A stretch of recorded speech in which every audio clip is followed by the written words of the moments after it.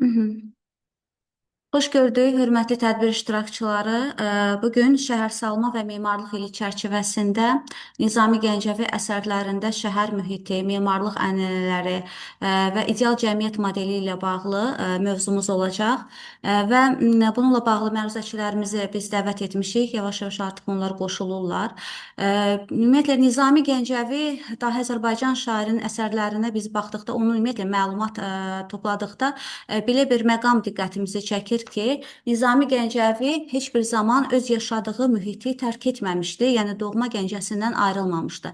Və bu zaman sual yaranır ki, necə ola bilər ki, dahi bir şəxsiyyət öz yaşadığı şəhəri tərk etmədən belə geniş bir dünya görüşünə, belə ensiklopedik bir savada malik olsun.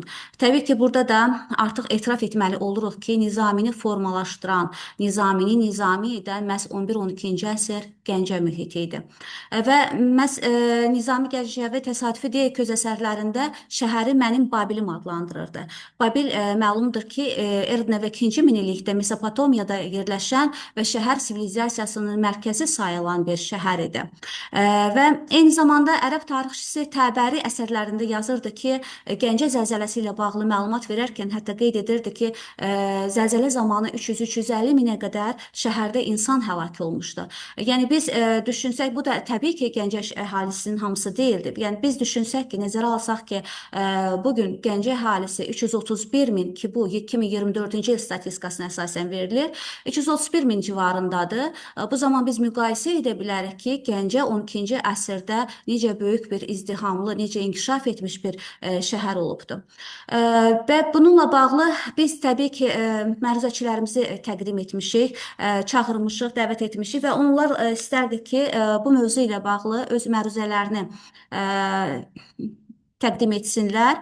İlk olaraq söz verilir Tarix elmləri doktoru, dosent Azərbaycan Milli Elmlər Akademiyası, Arxeologiya və Antropologiya İnstitutunun baş elmi işçisi Vəfa xanım Mahmudovaya. Vəfa xanım, bizi eşidirsinizmi? Mikrofonunuz bağlıdır Vəfa xanım. Zəhmət olmasa açın. Salam, salam, Salam. salam, sabahınız xeyir. Sabahınız xeyir. Xoş Sizi gördük yenidən hər görmək xoş birinizi. oldu. Buyurun. Mənim üçün də çox xoş oldu. Birinci növbədə mən təşəkkür edirəm sizin kollektivə ki, bu cür gözəl, məzmunlu, həqiqətən Azərbaycan tarixi üçün qiymətli olan belə bir konferanslar təşkil edirsiniz və ikinci də ona görə ki, məni bu konferanslara dəvət edirsiniz. Ümumiyyətlə Nizami Gəncəvi Azərbaycanın tək Azərbaycanın yox, dünya tarixinin öyrənilməsində, tədqiqində böyük şəxslərin, böyük mütəfəkkirlərin rolu danılmazdır. Azərbaycanın qədim tarixinin öyrənilməsində də belə şəxslər çoxdur. Mən özüm həmişə Nizami Gəncəvini Azərbaycan tarixinin, mədəniyyətinin, etnoqrafiyasının, coğrafiyasının, folklorun öyrənilməsi üçün həmişə ensiklopediya adlandırıram. Çünki Nizami Gəncəvinin əsərlərində təkcə Azərbaycan tarixini, Azərbaycan ədəbiyyatının incisi yox, həm də Azərbaycanın qədim tarixinin, etnoqrafiyasının, folklorunun böyük nümunələri əks olunur. Məlumdur ki, Gəncə Azərbaycanın qədim tarixə malik olan şəhərlərindən biridir. Burada uzun müddət deməli ərzində Gəncə bölgəsində aparılan arxeoloji kəşfiyyat və tədqiqat işləri bunu söyləməyə əsas verir və bütün bunların hamısını biz belə deyək ki, toplum şəklində elə mərhum arxeologumuz, mənim həm müəllimim, həm elmi rəhbərim olmuş İdeal Nərimanovun Gəncəçay hövzəsinin arxeoloji abidələri deməli namizədlik dissertasiyasının həm avtoreferatında, həm də mətnində izləmək olur.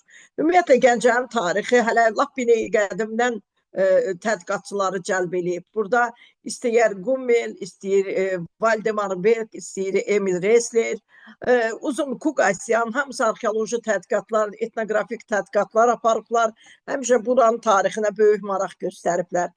Əsas məsələ nədən ibarətdir? Əsas məsələ ondan ibarətdir ki, Bizim tariximiz, bilirsiniz, bugün bu tarixin Gəncə tarixi haqqında, arxeologiyası haqqında əsərlər çoxdur. İstər elə təkcə Gəncə sözünün etimologiyası haqqında nə qədər fikirlər var, nə qədər əsərlər yazılıb, nə qədər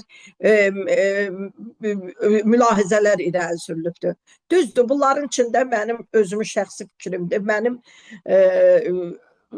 düşüncəmə görə ən gözəl fikir Fərrux Əhmədovun fikridir.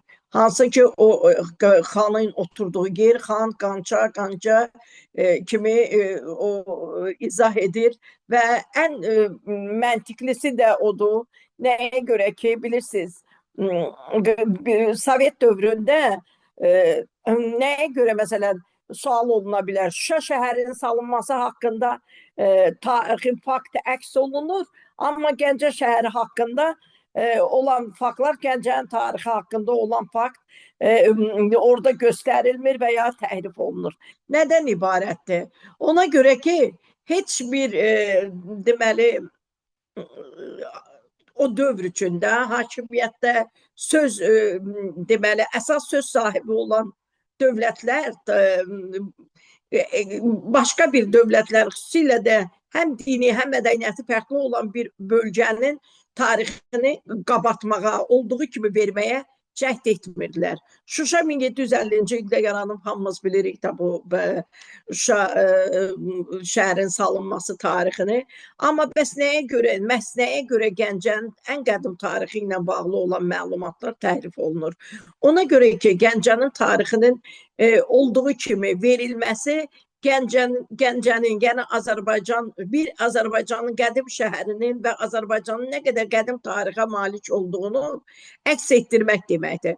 Buna görə də bu həmişə təhrif olunur. Biz özümüz bunu tədqiq etməsək, bir başqası, hansısa bir kənardan gələn tarixçi bunu bizim üçün bizə istədiyimiz kimi, olduğu kimi tam həqiqətdə bizə çatdırmayacaq. Bəli, deyirsiniz ki, bəs nə əcəb, Emil Restler, Kummel, Kuqasov, bunlar gəliblər. Onlar hamısı həvəskar tarixçilər idi. Onlar antik mallar, qiymətli mallar dalınca qaçan, şou yaratmaq üçün özlərinə hansısa bir kralın, hansısa bir belə deyək, antik əşyalar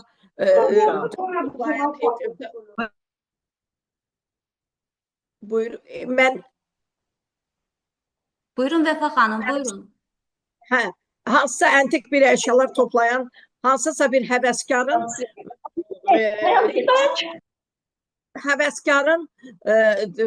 göstərişi ilə hərəkət edən insanlar idi ki, onlar özləri elə qənimət dalınca gələrək Azərbaycan torpaqlarından, Azərbaycanın qədim abidələrindən topladıqları əşyaları götürüb xarici muzeylərə satmaqdan ibarət olub onların hamısının fikri.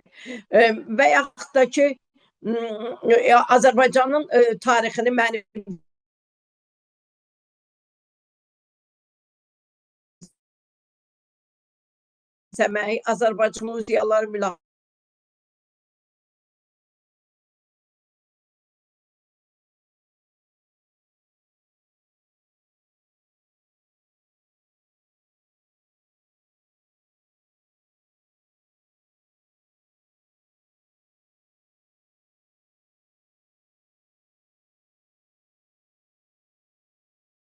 Fərrux Əhmədov veribdir. O, bu şəhərin adının türk mənşəli olduğunu, qança sözündən irəli gəldiyini söyləyir və tarixi faktlar ortaya qoyaraq söyləyir ki, Gəncənin cənub hissəsindəki dağlıq hissədə yaşayan insanların arasında bu toponim hələ də özünü saxlamaqdadır. Geri gəlmişkən demək istəyirəm ki, Nizami Gəncəvin, mən keçən dəfəki çıxışımda da dedim ki, Nizami Gəncəvinin əsərlərində bizim qədim dövrümüzü əks etdirən kifayət qədər materiallar var. Elə keçən çıxışımda da mən o daş heykəllər, balbalar, daş babalar, daş nənələr haqqında olan məlumatların ilə Nizaminin Sirlər Xəzinəsi, İskəndərnamə əsərlərində əks olunduğunu göstərirəm. Və yaxud da ki, Azərbaycan folkloru haqqında, Azərbaycanın şəhər mədəniyyəti haqqında, Nizaminin İskəndərnamə əsəri bizim Azərbaycanın qədim şəhərinin necə gözəl tərənnüm edir, necə gözəl təsvir edir ki, bu tarixi, bu əsərdə şəhərin həm tarixi mədəniyyəti əks olunur, həm şəhərdə olan dövlətçilik tarixi, şəhərdə hakimiyyət tarixi əks olunub göstərilir. Həm də şəhərin xarici qəsbkarlara qarşı olan mübarizəsinin tərənnüm edir Nizami Gəncəvi. Burada onun bu əsərdə Nizaminin təkcə İskəndərnamə əsəri Azərbaycanda qədim şəhər memarlığının gözəlliyini göstərən bir əsərdir. Və yaxud da ki, Kərpiç Keçən Kişinin dastanında onun özü Azərbaycanın qədim memarlığında kərpiçlə işləmə, kərpiç sənətinin olduğunu göstərən bir gözəl faktdır.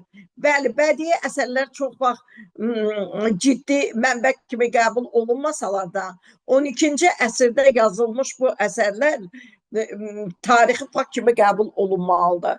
Çünki Nizami Gəncəvi öz dövrünün böyük duhası olub. Hansı ki, bu duhanın ışığı, bu duhanın belə deyək, qığılcımları bu günə qədər də gəlib çatır. Nəyə görə, məsələn, biz qədim tarixdən Ruslar Rus tarixini səciyyələndirəndə Puşkinin əsərindən bir mənbə kimi istifadə edirlər, Qriboyedovun əsərlərindən mənbə kimi götürürlər, Ukraynalılar Şevçenkonun əsərini bir mənbə kimi götürürlər. Məsələn, adi bir Fransızda Fransa tarixindən bu gün bədxah tarixçilərimiz özləri belə bir monarx, Fransa kraliçası tərəfindən agent kimi, şpion kimi Volqa boyu ərazilərdə Monqol Tatar hücumları haqqında, Monqol Tatar hərəkatı haqqında məlumat toplamaq üçün göndərilən monarx Vilhelm de Rubruk'un əsərlərini, Vilhelm de Rubruk'un Putişestve Kafkaski Qoru, Kafkaski Stran əsərini bir mənbə kimi göstərirlər. Biz Nizami Gəncəvinin əsərlərini tarixi mənbə kimi göstərmirik. Nöqteyi nəzərimcə Nizami Gəncəvinin bu əsəri və ümumiyyətlə bütün əsərləri Azərbaycan tarixinin orta əsrlər dövrü həm şəhər salma mədəniyyətinin, həm memarlığının, həm incəsənətinin, həm də ki, folklorunun və etnoqrafiyasının tədqiq olunmasında əvəz olunmaz mənbə hesab olunmalıdır. Hər birinizə bugün belə bir konferansda iştirak etmək üçün uğurlar arzulayıram və çox arzu edirəm ki, Nizami Gəncəvinin əsərləri bütün dillərə tərcümə olunaraq dünyaya yayılsın və Azərbaycanın hələ min illərdə bundan sonraki tarixində özünə məxsus tutduğu o qiymətli yeri itirməsin. Təşəkkür edirəm. Hər birinizə konferansın işinə uğurlar arzulayıram. Çox sağ olun Vəfa xanım, biz sizə təşəkkür edirik. Sizi yenidən dinləmək, görmək çox xoş oldu bizə. Təşəkkür edirik. Gəncə həqiqətən çox qədim bir tarixə malik olan bir şəhərdir.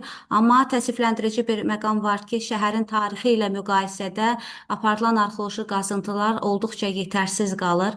Ümumiyyətlə, burada böyük bir arxeoloji qazıntılara, tədqiqatların başlanılmasına ciddi şəkildə ehtiyac var. Bu, eyni zamanda bizim üçün, həm elmi işçilər üçün, tədqiqatçılar üçün yeni bir yaradıcılıq, yeni bir elmi baza rolunu oynaya bilər. Təşəkkür edirik. Bizim digər məruzəçimiz var. Gəncə Dövlət Universitetinin müəllimi, Gəncənin tarixi ilə, araşdırması ilə yaxından məşğul olan tarixçi Bəxtiyar Çələbi.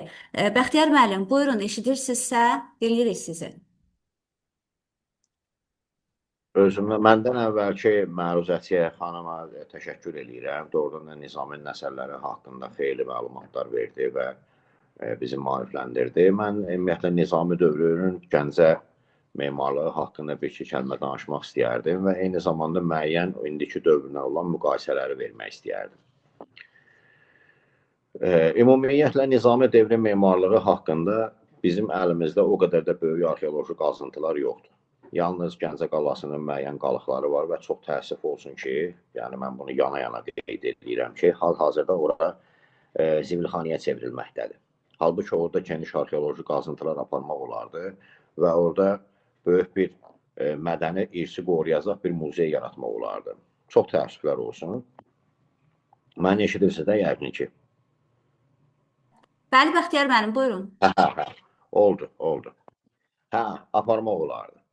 Ancaq Gəncənin müəyyən memarlıq ünsürləri Nizaminin əsərlərində öz əksini tapmışdır. Məsələn, Sirlər Xəzinəsi əsərində müəyyən Gəncəyə eyhamlar var və şəhərin geniş küçələrinin olduğu göstərilir.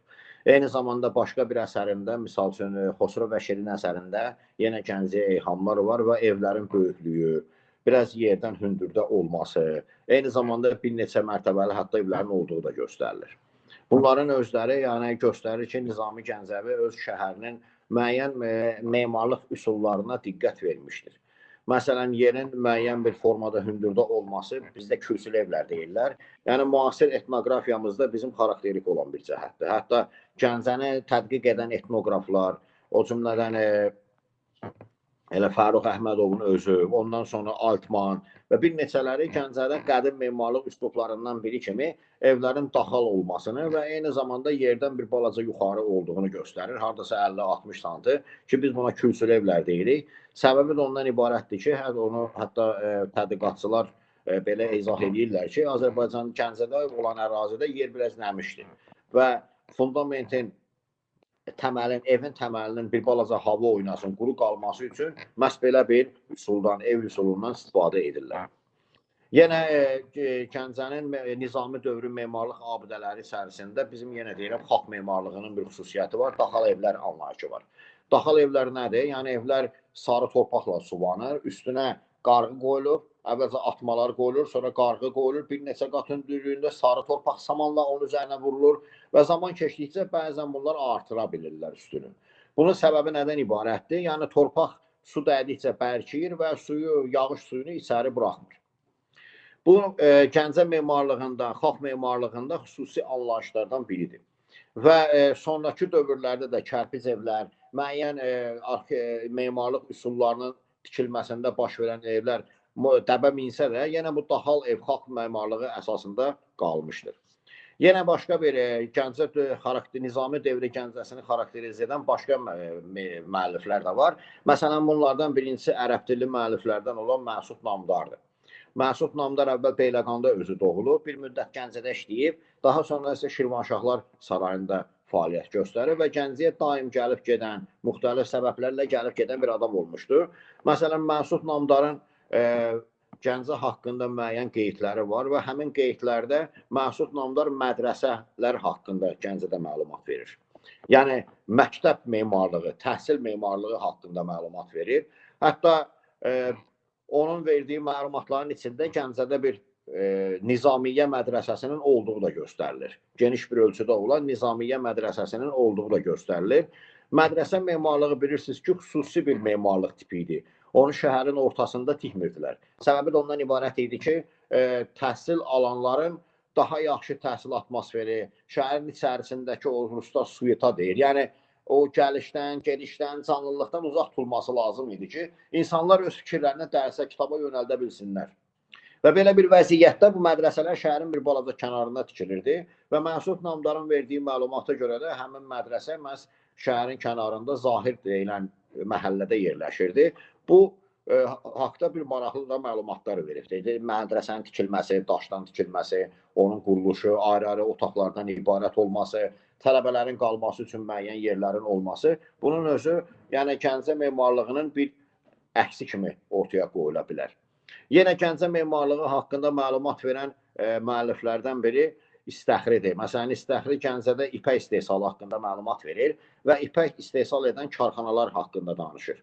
Eyni zamanda həmin karxanaların o tullantı suları hara axıtması haqqında danışır. Gəncənin kəhrizləri haqqında müəyyən məlumat verir. Həmin kəhrizlərin suyunun keyfiyyəti haqqında məlumat verir. Məsələn, çox qəribə bir məlumat verir. Deyir, Gəncədə 2 cür ipək istehsal olunur. Bunların birinə deyirlər şam ipəyi, birinə isə deyirlər cod ipək. Məsələn, deyir, kəhrizin birində adi ipəyi yuyanda o codlaşır və bir neçə dəfə suda saxlayandan sonra onu pükürlər, qurudurlar və ixrac edirlər və eyni zamanda şaf iməyi isə başqa bir kəhrizdə yuyulur. Onun suyunun quruluşu elədir ki, ipəyi yumşaldır və onu başqa ölçüyə ixrac edirlər. Bu da bir maraqlı bir məlumatdır. Həmin kəhrizlərin öyrənilməsi də bu dəqiqə bizim üçün vacib olan bir şeydir. Çox təəssüf ki, bizdə bu kəhrizlərin heç biri də qalmayıb. Bunun özü də bir problemdir. Yenə başqa bir şey var. Məsələn, Nizami Gəncəvinin İskəndərnamə əsərində yenə Gəncəyə eyham vurulur. Gəncənin kəhrizləri haqqında da müəyyən bir məlumatlar verilir. Göstərilir ki, yəni Gəncədə çoxlu kəhrizlər olub. Düzdür, onların quruluşu haqqında o qədər də geniş o məlumat verməsə də, ən azı buna belə bir eyham vurulmuşdur. Yenə başqa bir məsələ aiddir Gəncədə küçə salması haqqında, küçə salma mədəniyyəti haqqında. Məsələn, dahi şairimizin Sillər Xəzinəsi əsərində bayaq qeyd elədim, böyük geniş küçələrin olduğu göstərilir.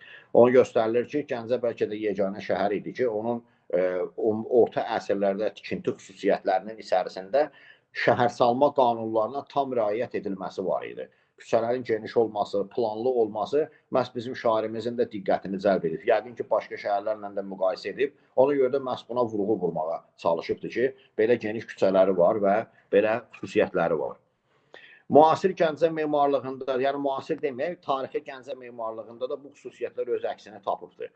Məsələn, kəhrizlərin quruluşunda, sərdabələrin tikilməsi quruluşunda, eyni zamanda məscidlərimizin quruluşunda. Misal üçün, siz fikir versəniz, bir dənə məsələyə diqqətli fikir versəniz, məsələn, Azərbaycanda yerli xristiyan memarlığı bir növ elə müsəlman memarlığına oxşuyur. Eyni xüsusiyyətləri daşıyır. Müəyyən bir fərqlər var, amma eyni xüsusiyyətləri daşıyır. Məsələn, bunlardan birini deyə bilərəm, binanın bütöv tikilməsində zəng qoyulur. Alban memarlığının xüsusiyyətidir. Hətta Rusiyanın ən qədim pravoslav kilsəsi var Çeçenistanda, Yeri Su deyilən kənddə orada 9-cu əsr olan məbəd eyni üsulla tikilmişdir. Elə bilginən ki, heç bir fərqi yoxdur. Bu yerli Qafqaz memarlığının özünə məxsus cəhətidir. Və Gəncənin bəzi məscidləri də məhz bu üsulda tikilmişdir ki, günbəz biraz qabaq hissədədir. Məscidin özünün əsas hissəsi ayrıca damı örtülmüşdür. Yenə Nizami dövrü Gəncə memarlığının bir başqa xüsusiyyəti də var. Bu haqda məsələn İbn Ələsir məlumat verir. Kiremit haqqında, keramika məhsullarından tikintidə istifadə edilməsi, xüsusilə dam örtükləri. Amma İbn Ələsir bunun varlı evlərində daha çox istifadə edildiyini göstərirdi. Və bunu biz harada görə bilərik? Özümüzün indiki müasir memarlığımızda 1612-ci ildə bəzi məlumatlarda 1618-də yazılır. Tikilmiş olan müasir köhnə kamera orkestrinin binası olub, yəni Alban məbədində. Onun üzərinin damı məhz o dövrün kiremit materialları ilə örtülmüşdür. Düz 17-ci əsrə aiddir, amma dövrün o xüsusiyyətini özündə daşımaqdadır. Sonraki bizim memarlıq üsullarımızdan biri tufdan istifadə edilməsidir. Misal üçün, qədim ərəb müəlliflərində qırmızı daşdan istifadə edilərək müəyyən binaların tikildiyi göstərilir. Düzdür, bunlar adətən işlər. Lakin memarlıqda bu öz əksini hətta xanlıqlar devrinin Gəncədə İrandan, Cənubi Azərbaycan xanlıqlarından gələn insanların Qarabağnamələrdə belə bu göstərilir ki, yerli daşdan burada müəyyən, belə desək, abidələr tikilmişdir və saxlanılmışdır ki, bu da qədim Gəncə memarlığının bir növ davamıdır. Xüsusiyyətlərini özündə əks etdirir. İkinci bir maraqlı nədən ibarətdir? Nizami Gəncəvi öz əsərlərində bir neçə yerdə qədim Gəncəni Babilə oxşadır. Bu niyə belədir? Niyə məhz Babil? Bu maraqlı bir şeydir. Çünki qədim şərqin bir çox paytaxt şəhərləri olub, məşhur paytaxt şəhərləri olub.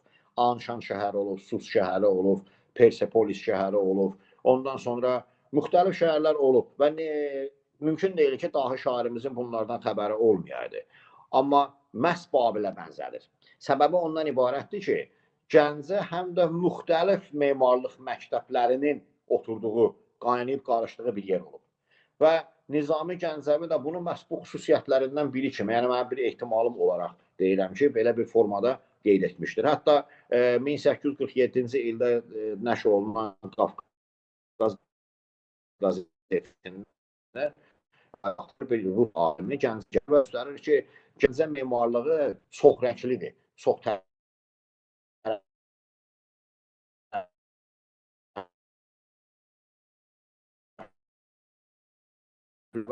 bir çox ölkələr bəzi kaşlarla bəzədilmişdir. Və bu memarlıq Gəncə üçün o qədər də xarakterik bir şey deyil. Ancaq Gəncədə bu var. Və bunu biz istifadə etmişik və şəbəkə memarlığı, şəbəkə ayna sistemi.